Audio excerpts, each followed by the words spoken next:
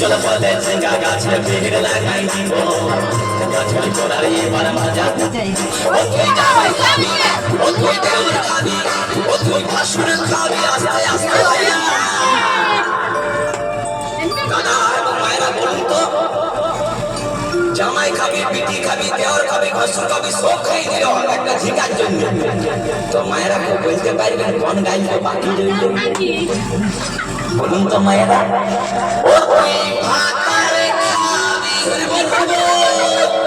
ওই আমার ঝিঙ্গাটা হাতে করলি চুরি গো